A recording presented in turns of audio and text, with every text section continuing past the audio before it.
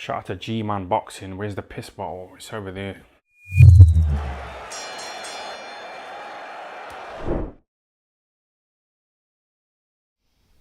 Alright, people. Midweek report time.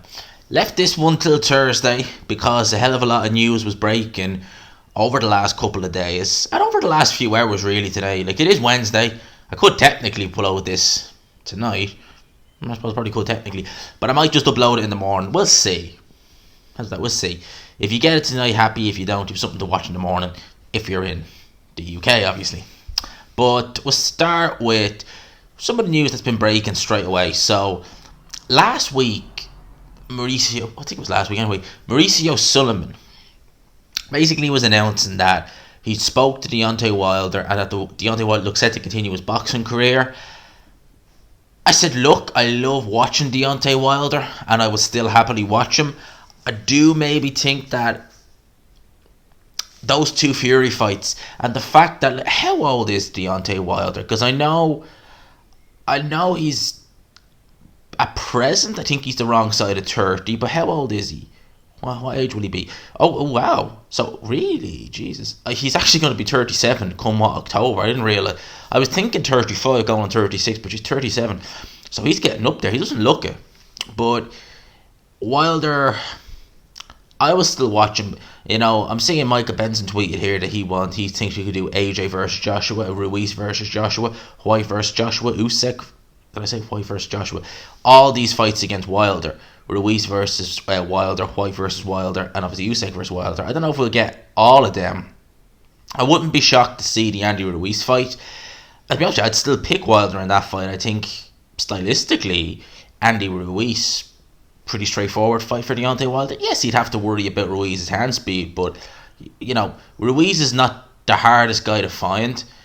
Wilder has okay long range boxing ability, and you know, Ruiz getting dropped by Chris Arreola, dropped by AJ, was hurt by AJ a few times. Wilder, next level. Dylan White, Wilder, I've said it once, I'll say it again, I always felt Wilder would win that fight, even in their primes. More so, what stylistically again, Dylan White, I never understood why so many people felt Dylan White was wrong stylistically for Wilder. I was like, I could never White, yes, he could rough Wilder up, but that's implying he's able to get inside without taking a right hand, which is for someone like White, who's defensively opened, he's not got the quickest feet. You know, I just could never. As some people said, like, yeah, but he's open a lot of shots. The uppercut is the one shot that really seems to be his Achilles heel, yes, but he's not exactly the slickest when it comes to avoiding right hands either. He took loads of right hands from Joshua. You know, he's taken right hands before in his career. He's not the hardest guy to find, is Dylan White. And I just felt that Deontay Wilder, with the speed of that right hand as well that he throws it at, you're just asking for trouble. You know, stylistically, I always felt that Deontay Wilder would get Dylan White out there in a couple of rounds.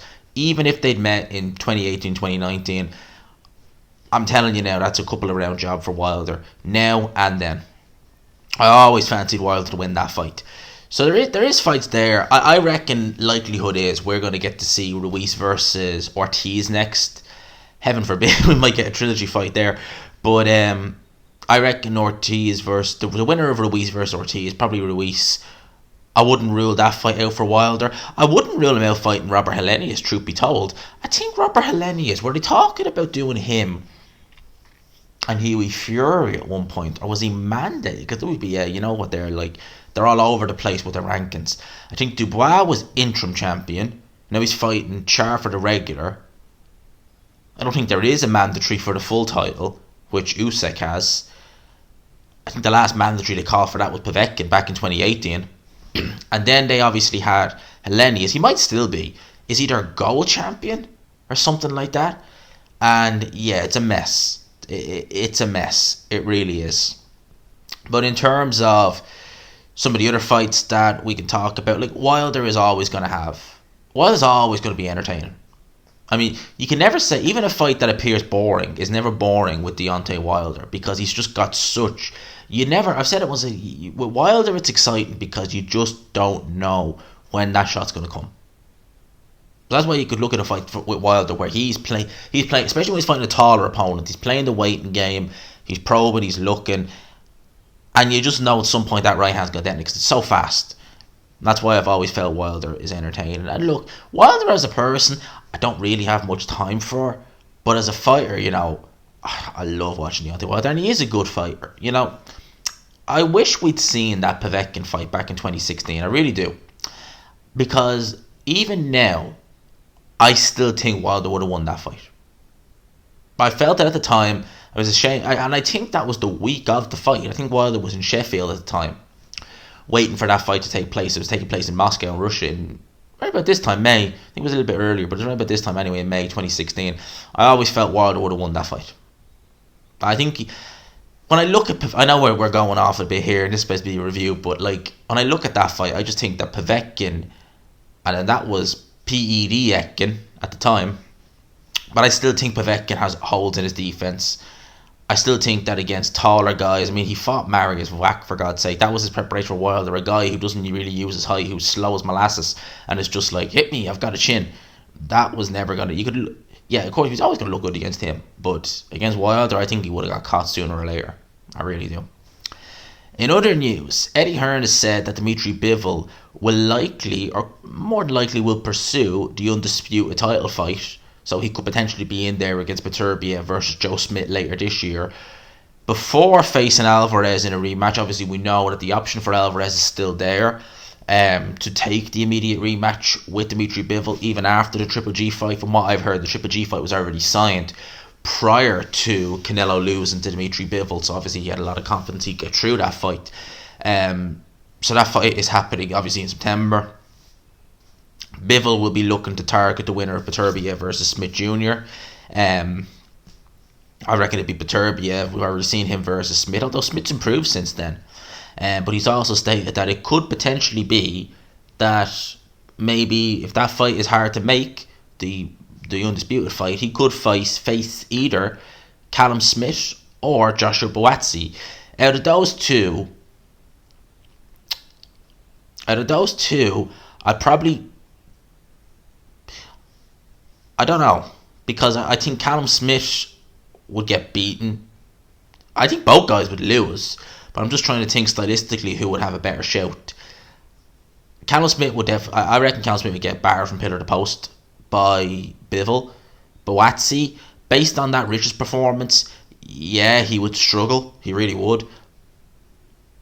But I don't know. I wouldn't pick him, but maybe he'd be able to fare a little bit better than Smith, potentially. He said that they spoke with Bivol. They're working on the rematch for Cinco de Mayo next year. He said there's no way Canelo won't take that fight. So that's interesting. So it looks for all intents and purposes that it's going to be next May. So a year removed from the first fight, next May of 2023, we will have Canelo Bivol 2. He obviously wants to get by Triple G. He's following the Mayweather approach to fight, and if you think about it, in terms of date-wise, because Mayweather would always fight on the Mexican holidays, he would always fight, and he'd always fight Mexicans. The majority of the time he would anyway. He'd always fight in May and then September. They were his fight dates. So, marking the calendar next year, hopefully, because I would love to see a fight in the States. Obviously, with the way it is now, I mean, you can get to the States, but if you're someone like me, you can't, for medical reasons. But we'll move on from that. We're sticking with Canelo actually, because this is an interesting one, and this just goes to show that. Listen to this, right? The WBO's Gustavo Oliveira, I think he's the president, reveals that when they sanctioned Canelo versus Plant, bear in mind this was an undisputed fight, right? They actually classed that as a mandatory defense for Canelo, even though Plant was IBF champion. God knows if ever the last time we fought a WBO sanctioned fight, they made that a mandatory fight, which means that he doesn't have to make a title defense for 18 months. That is, you have to laugh at kind of things like that, don't you, sometimes, because it's just like they really do make up the rules for the cash cows. They really do. This one right here has peeved me off a bit. Do you remember on the Fury white card, Frank Warren announced that Joe Parker versus Joe Joyce, I think he said July 2nd. In fact, it was definitely July 2nd. And that's good to go. Hadn't been officially signed, but it was good to go. Well, would have liked to have gone to that fight. So I booked flights and accommodation. The accommodation is non-refundable, so I'm going to London for those few days. But yeah, I won't be able to go to that fight. He did state that Joe Joyce could find someone in the meantime. Hopefully that date, at least I could salvage something. It won't be anybody good. They'll just get a cream puff out for Joe Joyce to batter, because they won't take any risks with a fight like Parker Joyce. You know, potentially for pay-per-view BT Sport. They won't take any risk with that. But the reason being is that Andy Lee's wife is having a baby around about that time. I think that's his second child. And obviously, for that reason, they're pushing it back. Andy Lee will have other matters on his plate, which is understandable. You know, it's good to hear. Delighted for him. Congratulations are in order to him. But obviously Frank Warren didn't sound best pleased about that, because he was like, you pushed my fight back. And like, obviously, look, I'm just peed off that, like, I jumped the gun and I paid for flights. The flights can be refunded, but the amount I paid for the hotel was dear. Can't be refunded. So it's like, if it was like £100 and something, I'd be like, okay, look, I not ideal, but yes, we can take a loss on that. Not on this one. Not on this one. That's too dear. So yeah, I'm spending a few days in the UK. If there's any boxing shows on that day or that weekend, hopefully I can get to them, because I don't know what else to be doing. But look, it is what it is. Clarissa Shields versus Savannah Marshall. Great fight. Penciled in Ben Shalom, looking at September 3rd. September the 3rd. Okay. So I like that fight. I think Savannah Marshall beats Clarissa Shields. I really like that fight. I can't wait. I'm definitely looking forward to that one. Ben Shalom's also been giving interviews in which he's been saying that basically watch this space with new signings. Obviously, that's one thing about Sky and Ben Shalom, a boxer, is that the shows have been quite weak. Has to be said. Like, they'll get the odd good main event, but they've been quite weak because they don't have a big roster. It's fair to say they don't have a big roster. So the more people he can get signed, and he's doing a great job. He's getting a lot of the amateurs from the Team GB squad to sign for him. So in that regards, that's very good. You know, because I think this cycle is it's not. I think it is a lot stronger than the Rio 16 cycle. I've said that before. I'll say it again. So Ben Shalom, especially now he's got Ben Whittaker. I mean, that's a big signing. Ben Whittaker will have eyes on him. Maybe not always for the right reasons in terms of his personality, is proper kind of Marmite, but I think that's a good signing. Obviously, they announced Triple G versus Canelo 3. Yep. I've spoken on that. You know, I'll take it for what it is. You know, I will watch it, of course. I'll do a watch along, of course. I'll just take it for what it is. I know it's not the best Triple G. It's not the Triple G of 2018, who we had in that fight. But he is still coming off a good win over Murata. In which he really... I worried about him early on in that fight because I thought Triple G wasn't looking the best. But Triple G hasn't lost a step in that regard. Like, he has slowed down, make no mistake about it. But he's still a world-class operator in there. He is still a world-class operator. I don't think Canelo will ever have an easy fight with Triple G. Put it like that. Excuse me. What else do we have here? What other news do we have? Oh, yes. This is an interesting one. And someone asked me this in the live stream, and I wasn't aware this news had actually broken. But Gervonta Tank Davis confirmed that his fight with Rowley on Saturday will be his last fight with Mayweather Promotions, I should say.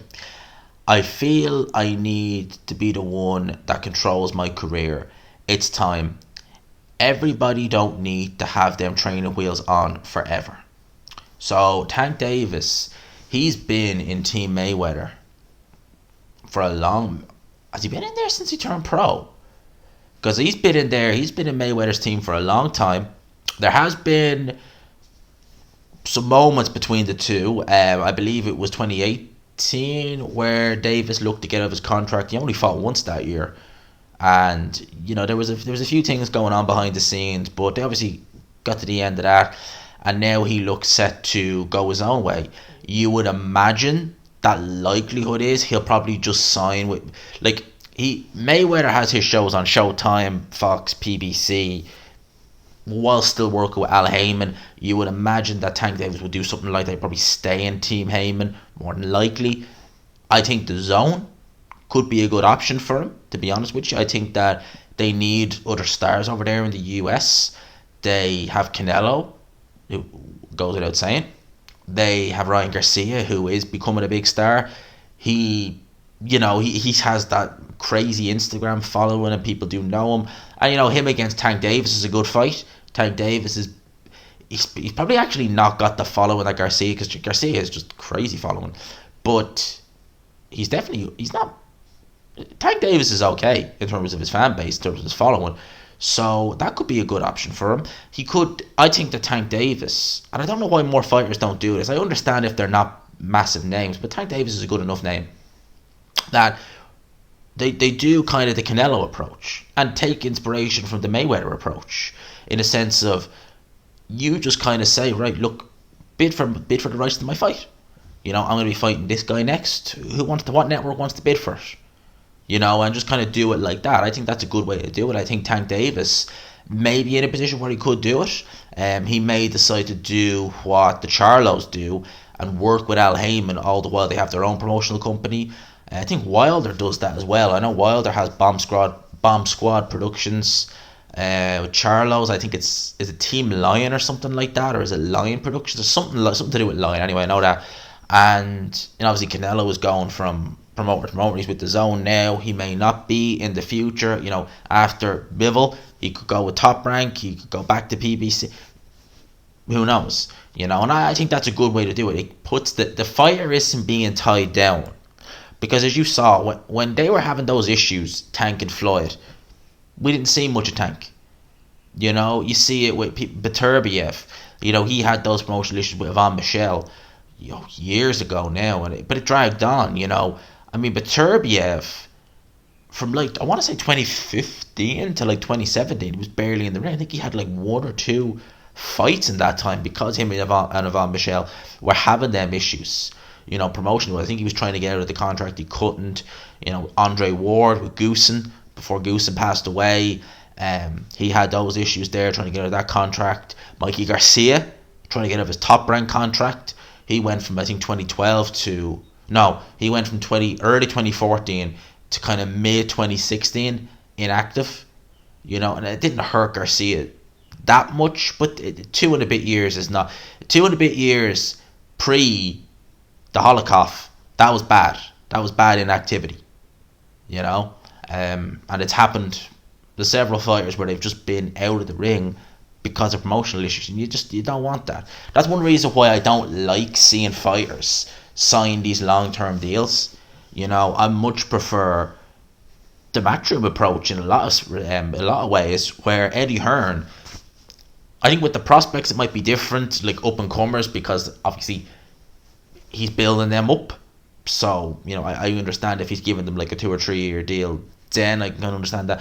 But if you're established, someone like Dylan White, you're doing it on a fight by fight basis. I think Tony Bellew had that, where it wasn't a fight by fight, but I think it was maybe a 2 or 3 fight deal, a kind of rolling deal. He tends to do that, which is good, because it gives more flexibility to the fighter. And if the fighter wants to leave after the fight, he can. If he wants to stay, he can. Just extend the fight, maybe another 2, maybe another 3. I think that's the best way than getting into a long-term contract, because then if things go south with you as the promoter, you're stuck. You're stuck in that contract, and I just don't like that. It holds things up. It holds things up for the fighter, and it can just be a bit of a nightmare. And that's why I don't normally like it. As well as that, you don't know what way that promoter is going to be. So just hypothetical situation, right? Imagine signing signing a 5-year deal with Boxer, right? But you're already you're doing well enough. You're reasonably known. So the 5-year deal with Boxer, the first 2 years, brilliant. He's getting you out plenty of shows. But say something happens and Sky decide, we don't have the budget to be putting on boxes as much. Ben, you're going to have to cut your shows down. And he goes from X amount of shows to X amount of shows less. Well, all of a sudden, that 5-year deal, the 3 remaining years, is looking a long 3 years. And you can't just decide, right, you're not going to get me out as much. Next fight is my last fight on your contract. I'm going elsewhere. It's a case of enjoy the next 3 years. If you get 3 fights in them 3 years, I'll be impressed. So there's always that risk. There's always that risk. That's why I like what Tank Davis is doing. Hopefully he goes his own way. And, I like seeing the fighters make money.